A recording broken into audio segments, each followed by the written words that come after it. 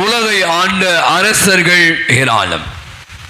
உலக வரலாற்று புத்தகத்தை திரட்டி பார்த்தோம் என்றால் பல அரசர்கள். ஒரு அரசரை பற்றி நாம் இன்னைக்கு சிந்திக்கலாம். அவர் உங்களுக்கு எல்லாமே தெரிந்தவர் தான், மாவீரர் அலெக்சாண்டர். இவருக்கு என்னன்னா, இப்போ சில பேருக்கு இருக்கு சம்பாதிக்கணும், வெற்றி பெற வேண்டும். எங்கெல்லாம் போர் எடுக்கிறாரோ அத்தனை நாடுகளை கொண்டு புகழுடைய உச்சியிலே இருந்தார். அவருடைய நாட்டிலே ஒரு தத்துவ மேதை இருந்தார், டயோஜினஸ். இந்த அரசர் இப்படியாக வெற்றி வாய்ப்புகளை சூட்டி கொண்டு மகிழ்ச்சியின் வெள்ளத்தில் இருக்கிறார். கேள்விப்படுகிறார், இந்த மாதிரி அந்த தத்துவ ஞானி டயோஜினஸ் பெரிய ஆள், சாக்ரட்டிஸ் மாதிரி அந்த கால வரவங்கள. அவர் ஏழ்மையில் இருக்கிறார், அவருக்கு உதவி செய்யலாம் அப்படின்னு நினைக்கிறார். இப்போ பார்த்தீங்கன்னா நம்முடைய முதல்வர் யாராவது உதவினா டக்கு நிறைய உதவி செய்யலாம். கட்சியெல்லாம் பற்றி பேசல. யாராவது இப்போ விபத்தில் அடிபட்டாங்க, அல்லது படகு மோதி ஒருத்தர் இறந்துட்டார், அவரு கூட 2 லட்சம் 3 லட்சம் அப்படி என்று பணங்களை கொடுத்து அந்த குடும்பத்திற்கு நஷ்டம் வந்து ஏதோ உதவி செய்து கொண்டு இருக்கிறார். அப்போ கேள்விப்பட்டு நம்முடைய அமைச்சரை அனுப்பி அவர் என்னை பார்க்க சொல்லுங்க, யார டயோஜினஸை என்னை பார்க்க சொல்லுங்க, நான் அவருக்கு எந்த உதவியெல்லாம் செய்ய காத்திருக்கேன்னு சொன்னேன். தத்துவம் இதெல்லாம் இருக்கேன் அதான் நினைக்கிறேன். ஒரு அரசர் உதவி செய்கிறேன்னு சொல்கிறார், ஆள் அனுப்பினார். இந்த ஆள் என்ன சொல்கிறார், டயோஜினஸ் நான் அவரை பார்க்கணுமா? யார்? அரசரை. அவர் என்னை பார்க்க சொல்லு. இந்த மாதிரிலாம் நிறைய பேர் இருப்பீங்க, எல்லாம் இந்த தெனாவட்டு திமிரு தலைக்கணும் அப்படின்னு சொல்ல அவர் சொல்கிறார், அவர் பார்க்க சொல்லுங்க, நான்லாம் பார்க்க முடியாது. அரசனுக்கு செம்ம கோபம். யோ, நான் அந்த நாட்டின் அரசன் உனக்கு உதவி செய்ய கேட்டா இவர் என்ன பெரிய அப்பாட்டக்கரா அப்படி என்று நினைக்கிறார். பட் இருந்தாலும் டயோஜினஸ் பெரியவர், வயது முதிய தத்துவ மேதை. ஆகவே சரி நம்மளே போய் அவரை பார்த்துருவோம் அப்படி என்று அவரை பார்ப்பதற்காக செல்கிறார். அது ஒரு மரத்தடியில் இந்த தத்துவ ஞானி யாரு டயோஜினஸ் உட்கார்ந்து எதையும் யோசித்து கொண்டு இருக்கிறார். நிறைய நேரங்களில் சொல்லுவாங்க, இந்த பைத்தியக்காரன்னு சொல்லுவாங்க, அதை சிந்திச்சு கொண்டு இருப்பாங்க. நம்ம பார்வையில் பைத்தியக்காரன், அவங்க ஞானி, ஆனால் தத்துவ ஞானி. அரசன் செல்கிறான். அந்த டயோஜினஸ் பார்த்து வணங்கி, உங்களுக்கு கேள்விப்பட்டேன், நீ ரொம்ப கஷ்டப்படுறீங்கன்னு சொன்னாங்க, உங்களுக்கு என்ன உதவி வேண்டும்? எந்த உதவி வேணாலும் கேளுங்க. அரசர் தானே, அடிச்சு புடப்படம் எது கேட்டாலும், நீங்கள் எதை கேட்டாலும் நான் தருவதற்கு தயாராக இருக்கிறேன் அப்படின்னு சொன்னார். இதான் யோசிப்பேன், இந்த நிகழ்ச்சியை வாசிக்கும் போது இந்த தத்துவ ஞானிலாம் நம்ம எனக்கு தயா கொடுப்ப அரசு, சாப்பாடு இல்லை அரசு, அதாவது தங்குறதுக்கு வீடு இல்லை அரசு, அல்லது ஏதாவது கொடுங்க அப்படின்னு நம்மலாம் பொதுவாக கேட்பாங்களே. இவர் திருப்பி கேட்குறா, எதை வேண்டுமானாலும் கொடுப்பீங்களா? இதுதான் பேச்சு. தத்துவம் இதை கேட்குறா, எதை வேண்டுமானாலும் கொடுப்பீங்களா? என்ன இப்படி கேட்டீங்க? எது வேணாலும் கேளுங்க. அங்க ஒரு வச்சார் ஒரு ட்விஸ்ட், சாகா வரத்தை கொடுங்க. சாகா எது வேணா தர சொன்னீங்களே, சாகா வரத்தை இப்ப நீங்க கொடுக்கணும். அரசன் என்ன நான் சொன்ன கிருக்க என்ன இப்படி கேட்குறீங்க? நான் உங்களுக்கு எது வேணா கொடுக்க முடியும். நீங்கள் என்ன சொன்னீங்க? எதை வேண்டுமானாலும் நான் தரேன்னு சொன்னீங்க. நீங்கள் தானே சொன்னீங்க. இப்போ எனக்கு சாகா வரம் தான், அது எப்படி என்னால் கொடுக்க முடியும்? அப்போ சொன்னாராம் டயோஜினஸ், இந்த உலக அரசுகளை எல்லாம் உங்கள் ஆட்சியின் கீழே கொண்டு வர வேண்டும், எல்லாரையும் நீங்க அதிகாரத்துக்கு உட்படுத்த வேண்டும் நினைத்து கொண்டு இருக்கிற உங்களால் நான் கேட்ட ஒன்றை கொடுக்கவே முடியல. உங்களால் சாகா வரத்தை கொடுக்க முடியாத உங்களால, நம்ம சொல்றோம் இப்போ நம்ம பாசையில் மூடிக்கணும் போ அப்படின்ற மாதிரி. அப்பதான் இந்த யோசித்து பார்க்கிறானா மாவீரன் அலெக்சாண்டர், எவ்வளோ புகழ், எவ்வளோ படையெடுப்பு, எவ்வளோ வெற்றி வாங்க, எத்தனை அரசுகளை எல்லாம் என்கிட்ட வச்சிருக்கேன், என் அதிகாரத்துக்கு உட்பட்ட எவ்வளோ பேர் இருக்காங்க. ஆனால் இந்த சாகா வரத்தை மட்டும் என்னால் ஏன்னா அவனையும் செத்து போனான். அவங்க தெரியும் எப்படி செத்து போனான், கதையெல்லாம் நீங்கள் வாசிருக்கு. ஒன்றுமே இல்லாமல் செத்து போனான். ஈஸ்வரனுக்கு பிரியமானோடு இன்னைக்கு இதை பற்றி தான் நம்ம சிந்திக்கிறோம். ஆண்டவர் சொல்றார், என்னை உண்பவன், வசனம் விண்ணகத்திலிருந்து இறங்கி வந்த உணவு, என்னை எவராது உண்டால் அவர் என்றுமே வாழ்வார். அங்க சாகா வரத்தை கொடுக்கும் போல இங்க ஒருத்தர் என்னை சாப்பிடு, என் உணவு சாப்பிடு, அவரே கொடுக்குற, என்னை சாப்பிடுகிறவன் என்னை உண்பவன் என்றுமே வாழ்வான். எப்படிங்க இது சாத்தியமாகும்? அதான் கேட்குறேன், மக்கள் பைத்தியமையா, இவர் எப்படி தன்னுடைய உடலை சதையை கொடுக்க முடியும்? நமக்கு தெரிஞ்சதெல்லாம் மட்டன், சிக்கன், மீன், அது முட்டை, இதுதான் நம்ம சாப்பிட்றோம் உணவு வகை இறைச்சியில். காய்கறிகள் சாப்பிட்றோம், இந்த மாதிரி நம்ம புரோட்டீன் சாப்பிட்றோம், நம்ம உடம்புக்கு தேவையான சத்துள்ள பொருட்களை சாப்பிட்றத நம்மளால் வாழ முடியும். நீங்கள் சாப்பிடலன்னா செத்துருவீங்க. அப்போ இதை எப்படி புரிந்து கொள்வது? இதுதான் இங்கே நாம் சிந்திக்க வேண்டிய ஒரே சிந்தை தான் இன்னைக்கு. எனக்கு இந்த நற்கருணையை பற்றி யோசிக்கும் போது பழைய ஏற்பாட்டில் நீங்கள் பார்த்தீங்கள, ஆண்டவர் மோசேயின் வழியாக மன்னாவை போடுகிறார். கடந்த வாரம் நம்ம பேசணும். அந்த மன்னாவை உண்டு எல்லாம் புலம்புறா, எங்களை சாகடிக்குவா கொண்டு வந்த, இதுக்காக எங்களை இங்கே கொண்டு வந்த அப்படின்னு மோசேன்னு சொல்கிறாங்க. அப்போ மோசே போய் பரிந்து பேசுகிறார்.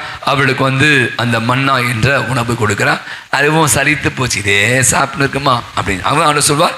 அந்த மன்னாவை உண்டோர் என்ன நாங்கள் மடிந்து போயின. ஒரு பாட்டு கூட படம்ல, மன்னாவை உண்டவர்கள் மடிந்து போயின. இன்னைக்கு முதல் வாசகம் ரொம்ப அழகான ஒரு வாசகங்க. இன்னைக்கு இந்த வாசகத்தை நம்ம இன்னைக்கு சிந்திக்கலாம். எலியா,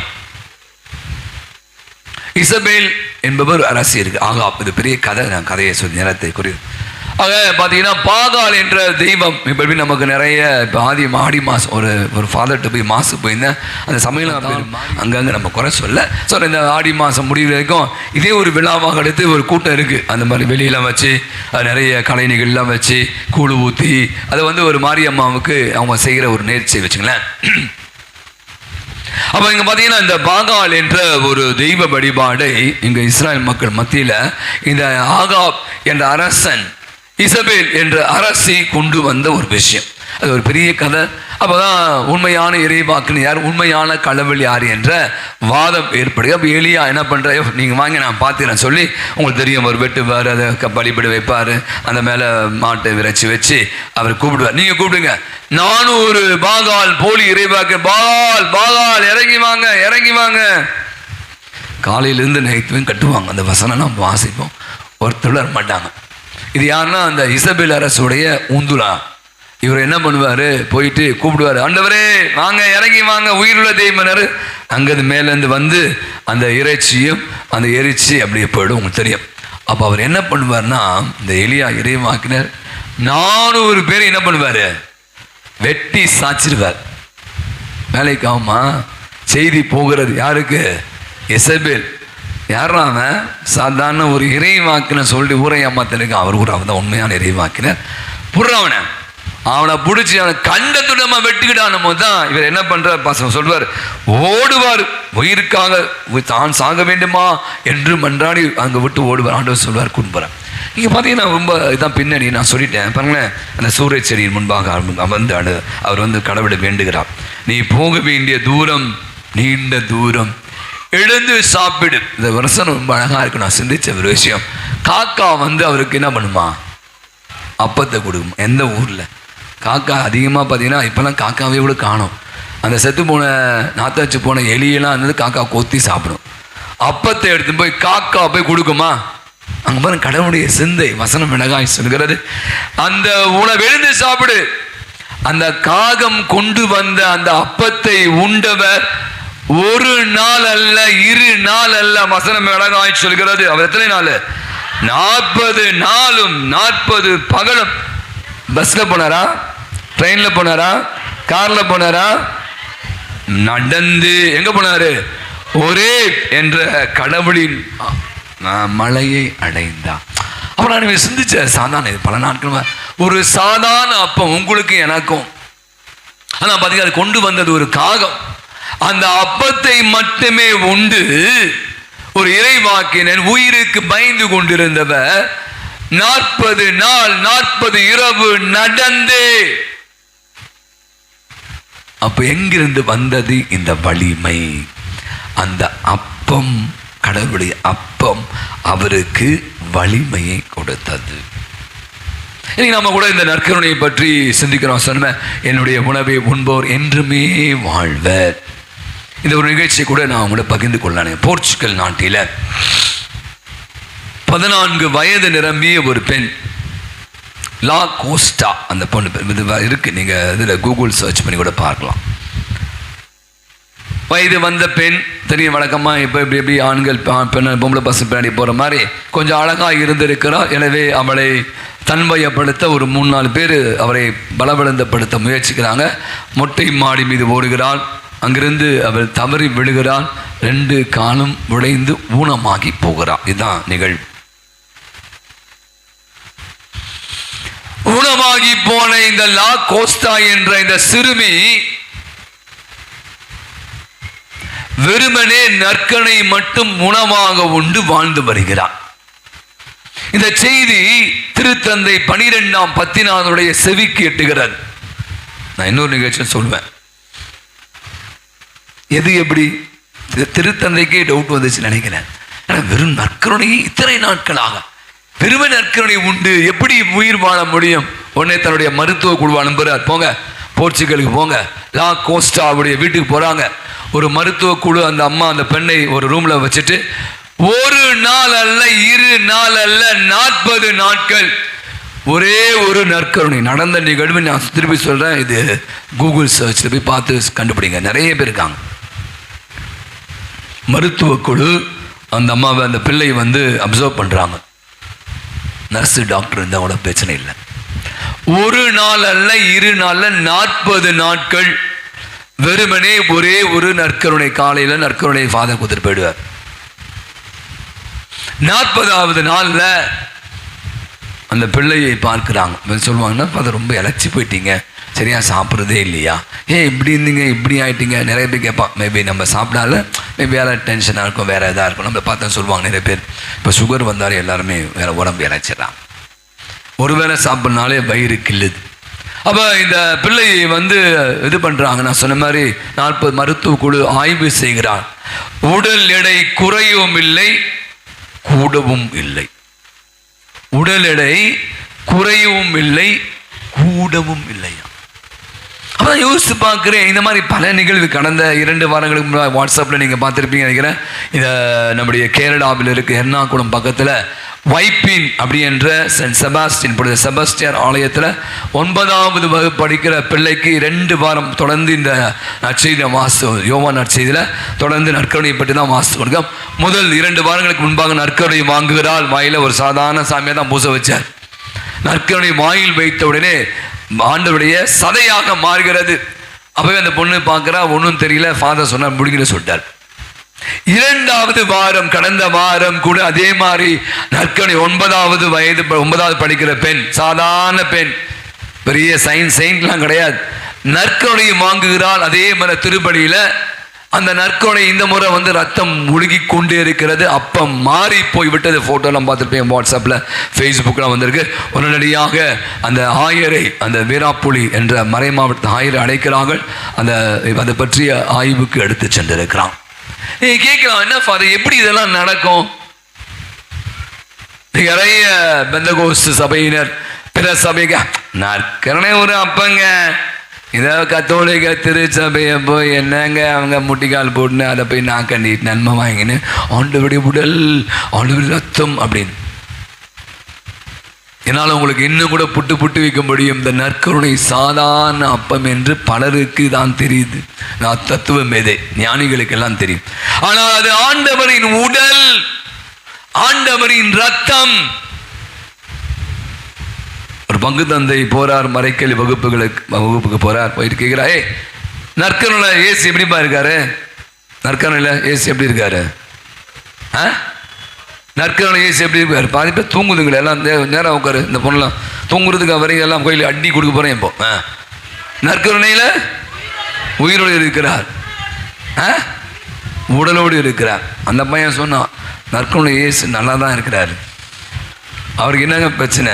நமக்கு தாங்க பிரச்சனை. வீட்டுக்கு போனால் சோறாகணும், கஷ்டப்படணும், சம்பளம் வாங்கணும், இஎம்ஐ கட்டணும், ஸ்கூலுக்கு போகணும், எவ்வளோ பிரச்சனை. இப்போ எக்ஸாம் வருது, எவ்வளோ பிரச்சனை. அவன் சொன்னான், அவன் விளையாடான்னு சொன்னான் நினைக்கிறேன். ஸ்மித்து சொல்வியா காட்டா, நற்கருணை இயேசு நல்லா தான் இருக்கிறார். அவர் நல்லா தான் இருக்கிறார். அவன் தெரிஞ்சு சொன்னானா தெரியாம சொன்னானா அங்கதான் சொல்லுவாங்க, நற்கருணை நன்மை, நன்மை புது நன்மை. முதல் முறையா வாங்க போறான் பையன், நன்மை வாங்க போகிறோம். நன்மைகளின் ஊற்றாக ஆண்டவர் இருந்து கொண்டிருக்கிறார் என்பதுதான் இன்னைக்கு அந்த பையன் சொன்ன விஷயத்தை நம்ம இன்னைக்கு உணர்ந்து கொள்ள வேண்டும். அங்கே தான் பார்த்தீங்கன்னா நான் பலமுறை சிந்திப்பது, ஆண்டவர் பல வடிவங்களில் தன்னை கொடுத்திருக்கலாம். ஆனால் பார்த்தீங்கன்னா நற்கருணை நம்மள அநேகருக்கு சில நேரத்தில் நான் யோசித்து பார்ப்பது, எடுத்துக்கொள்ளலாம் 1 கொரிந்தியர் 11 24, 25, 26 எடுத்து வாசுங்களேன். கடைசி ராவுணவு எனக்கு இப்போ கண் முன்பாக வருகிறது. கடைசி ராவுணவு இயேசு நற்கருணை ஏற்படுத்துகிறார். அதில் ஒரு சிந்தை, ஒருத்தன் உள்ள சாப்பிட்டு உடனே வெளியே போவான். யார் அவன்? யூதாஸ் இஸ்காரியோத். அது இயேசுடைய திருவுடல் தான். அவர் என் உடல் ரத்தம் கொடுத்தார். சாப்பிட்ட உடனே வசனம் அழகாயிச்சு, அவனுக்குள் யாரு புகுந்தா? சாத்தான் புகுந்தான். இன்னைக்கு நான் கூட யோசிப்பேன், உங்களை குறைத்து சொல்லவே என்னை நம்ம சேர்த்துக்கலாம். ஏன் நற்கருணை நம்மள மிகப்பெரிய தாக்கத்தை ஏற்படுத்தவே இல்லை? அங்க ஒருத்தர் நற்கருணை வாங்கினா, யூதாஸ் சாப்பிட்டான், என்ன பண்ணான்? அவன் நாண்டு கொண்டு செத்தான், தற்கொலை செய்து கொண்டான். வாசிங்க 11, 25, 26. யாராவது டக்குன்னு நாம கூட நற்கருணை பெற்றுக்கொள்கிறோம். தப்பா நினைச்சுக்காதீங்க. அந்த காலத்து எத்தனை ஆண்டுகளாக அது இப்போ முதல் முறையாக இயேசு பெறான். அந்த பையன் வயசு நம்ம அவனுக்கு 8, 10, 10 வயசு. இங்கே இருக்கிற எத்தனையோ பேருக்கு 70 வயசு, 80 வயசு. வரலாம். எத்தனை ஆண்டுகள், எத்தனை திருப்பலிகள், எத்தனை நற்கருணை பெற்றுக்கொண்டே இருக்கிறோம். ஆனால் ஏன் நாம் செத்து கொண்டே இருக்கிறோம்? ஆண்டவர் சொல்றார், என்னை உண்பவன் என்றுமே வாழ்வான், என்னை உண்பவனுக்கு எந்த குறையும் இராது அப்படின்னு சொன்னவர். வாசிங்க.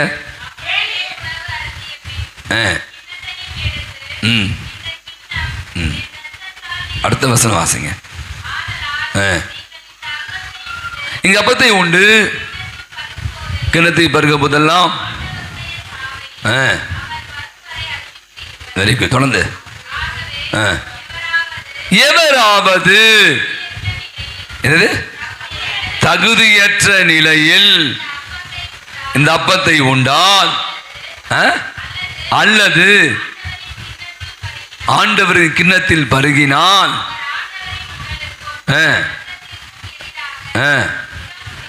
குற்றம் புரிகிறார். தொடர்ந்து வாசிங்க. எனவே ஒவ்வொருவரும் தம்மையே சோதித்து அறிந்த பிற்பாடு இந்த அப்பத்தை உண்டு கிண்ணத்தில் பருக வேண்டும். தொடர்ந்து. ஏனெனில் ஆண்டவருடைய உடல் என உணராமல், இந்த வசனத்தை நல்ல மனசு, இது ஆண்டவரின் உடல் என்பதை உணராமல் உண்டு பருகுவர் தம் மீது தண்டனை தீர்ப்பையே வெற்றிக் கொள்கிறார். தொடர்ந்து. இதனால் தானே உங்களில் பலர் வலுவுற்றோராயினும் நோயுற்றோராக உடல் நலமற்றோராக இருக்கின்றனர், மற்றும் பலர் இறந்தும் விட்டனர். போதும். தொடர்ந்து இருக்கு. ஒரே சிந்தை தான். என் உடலை உண்டு என் ரத்தத்தை குடிப்பவன் என்றுமே வாழ்வான். நற்கருணை உட்கொண்ட அந்த பெண், நான் சொன்ன இந்த லா கோஸ்டா 40 நாட்கள், பல ஆண்டுகள், நிறைய பேர் இருக்காங்க. நிறைய பேர் நான் சொன்ன மாதிரி வெறும் நற்கருணை அவளுக்கு வாழ்வழித்தது, சக்தி கொடுத்தது. ஆனால் இன்னைக்கு நீங்க இந்த நற்கருணை எப்படி விண்கிறோம்? நான் குறை சொல்ல வெளியே நிற்கிறோம். பாதிப்பு எனக்கு தெரியும். செல்போன் தான் பேசியிருப்பாங்க. அவங்க பூஜைக்கு தான் வருவாங்க. Outstanding Christian. ஒரு கல்யாணம் வீட்டுக்கு போறீங்க, ஒரு ஃபங்க்ஷன் போறீங்க, நீங்க தான் மாமா மச்சன் புதுநன்மை, வெளியே நிற்பீங்களா? திருவிருந்து, ஆண்டுடைய விருந்தில் பங்கேற்கணும். உங்களை அநேகர் தினந்தோறும் திருப்பலிக்கு வருவதில்லை. ஞாயிற்றுக்கிழமை ஒரு பூசை தான். அப்போ ஆண்டவருடைய பலியில பங்கேற்க வருகிறோம். அப்போ அந்த திருவிருந்து பாதி பூசை வருவாங்க. நான் மச்சான் நல்லா இருக்கேன், மச்சான் வரேன், ஏறா மாமா நல்லா இருக்கேன், வச்சுட்டு ஆமாம் வாங்க. எந்த தயாரிப்பு ஒரு காலத்தில் உங்களுக்கு தெரியும். திருவை எவ்வளோ வலுவுறுத்தி இப்பெல்லாம் மாறிடுச்சு. சனிக்கிழமை பாவசனம் பண்ணாமல் நற்கருணை. உங்களை எத்தனை பேர் பாவசனம் பண்ணிப்போம்? நான் கடந்த 2 மாதம் பண்ணிட்டேன். அப்போ ஏன் இந்த நற்கருணை நம்மில் தாக்கத்தை ஏற்படுத்தவில்லை என்பதற்கான விஷயம் தான் இன்னைக்கு. ஆனால் சொல்றான், எவராவது உண்டால் அவர் என்றுமே வாழ்வர். அப்போ இன்னைக்கு நான் யோசிப்பாங்க, ஒவ்வொரு முறையும் நற்கருணை பயங்கர சக்திங்க. வாழ்வின் ஊற்று, வாழ்வின் ஊற்று. அதை உண்பவர்கள் என்றுமே இன்னைக்கு இந்த உலகத்தை விட்டு நாம் சென்றால் நம்முடைய நம்பிக்கை தான் நிலை வாழ்வு, மறுவாழ்வு. சொல்றார், என்னை நம்புவோர், வசம் அழகாய், என்னை நம்புவோர் என்றுமே வாழ்வர். என்னை நம்புவோர், இது ஆண்டவரின் உடல், இது ஆண்டவரின் ரத்தம், நம்பினாலே போதும், நீங்க வாங்க கூட தேவையில்லை. அந்த நம்புறாங்க பார்த்தீங்களா, அவர்களே வாழ்கிறார்கள் அப்படின்னு சொல்றான். அப்ப இன்னைக்கு நானும் நீங்களும் கூட நற்கருணை பெற்றுக்கொண்டே இருக்கிறோம். நம்மள செயலே இல்லை. அங்கதான் ரொம்ப அழகாக, ரொம்ப 2ஆம் மாதம் அழகாய் சொல்றார். நம்ம நற்கருணை பெற்றுக்கொண்ட பிற்பாடு என்ன பண்ணுமா, நமக்குள்ள நிறைய பிரச்சனை, மனக்கசப்பு, சீற்றம், சினம், கூச்சல், பழிசொல், தீமை அனைத்தையும் விட்டு விலகுங்கள். இந்த நற்கருணை நம்மளே போய் மாற்றத்தை ஏற்படுத்தணும். சும்மா வாயை நீட்டி நான் அடிக்கடி சொல்லுவேன், இப்போ புதன இது பிரசாதம் இல்லை, அந்த பொங்கல், அங்கே வடை, தயிர் சாதம், புளி சாதம் அவங்க தருவாங்களே, இனிப்பு பொங்கல், அந்த கோயில் எல்லா கோயிலும் தருவாங்க, போய் வாங்கிப்போமா, எல்லா பக்கம் தப்புக்குன்னு போட்டு போயிட்டே இருக்கணும். அது இங்கே வரைக்கும் தான். இது வெறும் அப்பமாக தெரிகிறது நான் சொன்னேன், ஆனால் அது ஆண்டவரின் உடல். அப்போ ஒவ்வொரு முறையும் இந்த ஆண்டவருடைய தகுதியோடு நாம் எத்தனை பேருடைய நோயெல்லாம் குணமாகிறது எனக்கு தெரியும். இந்த அவஸ்தை கொடுக்க கூப்பிடுவாங்க பார்த்தீங்களா, அப்போ சில பேர் நற்கருணை கொடுப்போம், செத்துருவாங்க, முடிஞ்சிச்சிங்க, டாக்டரை சொல்லிட்டாருங்க, அடுத்த நாள் பார்த்தா அந்த ஆள் எழுந்து வருவார், தாத்தா செத்துருவார். யார் செய்கிறா? அந்த நற்கருணை அவருக்குள்ளே சென்று வலுகுண்டு குறைந்த அவருக்கு, நோயுற்ற அவருக்கு வலிமை, சக்தி அளிக்கிறது. அவன் இன்னைக்கு நானும் நீங்கள் கூட பண்ண, தீமையை விட்டு விலகுங்கள், நன்மை செய்யுங்கள், பரிவு காட்டுங்கள், ஒருவரை மன்னித்து வாழுங்கள் அப்படின்னு சொல்றார். எனவே இந்த நாளில் நாம் யோசிப்போம், இந்த நற்கருணை பல விஷயம், பல ஆண்டு இதை பற்றி பல சிந்தைகள் கொடுக்கப்பட்டு கொண்டே இருக்கிறது. ஒவ்வொரு முறையும் நற்கருணை வாங்கும்போது அந்த ஒரு சின்ன பொண்ணுக்கு எப்படி அந்த நற்கருணை இயேசுடைய திருவுடல் அந்த உடலாக மாறி, எனக்கு தெரியல, நீங்கள் எனக்கு கேட்கலாம், இன்னும் பல இடங்கள் நடந்த விஷயங்கள்லாம் உங்களுக்கு தெரியும், நீங்கள் சொன்ன மாதிரி கூகுள் சர்ச் பண்ண நிறைய இருக்கு. அப்போ அத்தனை பேரும் அது ஆண்டவரின் திருவுடல், திரு ரத்தம் என்பதை உணர்கிறாங்க, நம்புகிறாங்க. அது அவருடைய செயலாக்கம் செய்கிறார், அது அவருடைய வழி நடத்துகிறது. அவன் ஆண்டுகள் வாழ்வை பெறும் பொருட்டு, அதுவும் நிலை வாழ்வை பெறும் பொருட்டு ஒவ்வொரு நாளும் இங்கு தன்னை பலியாக்கி கொண்டிருக்கு. அவன் இந்த பலியில நம்ம எப்படி கலந்துக்கணும்? நமக்கு நிறைய நேரங்களில் குறையாக சொல்ல வேண்டாம், வரணும் ஒரு டைம், நிறைய நேரம் 8 மணி பூசி 8:15, 8:30, 8:45 எப்போலாம் ஃபாதர் பிரசங்கத்தை முடிப்பார், ரொம்ப மொக்க போடுறாரு, ஓகே. அப்போ நமக்கு ஆனால் அதே நம்ம பலதுக்கு முக்கியத்துவம், டிவி பார்க்குறது, ஊரை சுற்றுறது, சரக்கு அடிக்கிறது, பார்ட்டி பண்ணுறது, மற்ற இடங்களுக்கு போகும்போது நம்ம டைம் பார்க்குறதே இல்லை. ரெண்டாவது லேட் கம்மர்ஸ், வெளியே உட்காந்துருப்பாங்க, நம்ம கோயிலில் பிரச்சனை இல்லை, கேட்டால் நின்று செல்ஃபோன் பேசிக்கிட்டு, செல்ஃபோன் நோண்டிக்கிட்டு, ஒரு கடவுளுடைய பிரசன்னம் திருப்பலி இருக்கிறோம். நீங்கள் அப்படி இருந்தீங்கன்னா இன்னைக்கு பிள்ளைங்க எப்படி இருப்பாங்க? பல பிள்ளைகளுடைய வாழ்வே இன்னைக்கு கேள்வி, ஏன்னா பக்தி இல்லை, அந்த கடவுளுடைய பாதத்தை திருப்பலி கொண்டு வர வேண்டும் என்ற ஆசை இல்லை. பல பிள்ளைகள் நான் பார்ப்பதே, இளம் பிள்ளைகள் சுத்த மோசம். அப்போ பாருங்க எங்கே இருக்காங்க? அப்போ அங்கே வாழ்வு தடம்புரண்டு போதான் சொன்னேன், போன வாரம் சொன்னேன், சின்ன சின்ன விஷயம்லாம் கூட நம்ம தாங்கிக்க முடியல. அதுக்காக நம்ம எடுக்கிற தவறான முடிவுகள் தான் இன்னைக்கு மனிதனுடைய வாழ்வை சின்னாம்பிடுமா. அப்போனா இந்த மாதிரி கால் உடைந்த ஒரு பெண் வெறும் நற்கருணை மட்டுமே உட்கொண்டு 40 நாள் வாழ்ந்திருக்கான். நற்கருணை மட்டும். அன்னை தெரேசா சொல்றாங்க, அதிகமான நேரத்தை ஆண்டவருடைய செலவிடுங்கள்.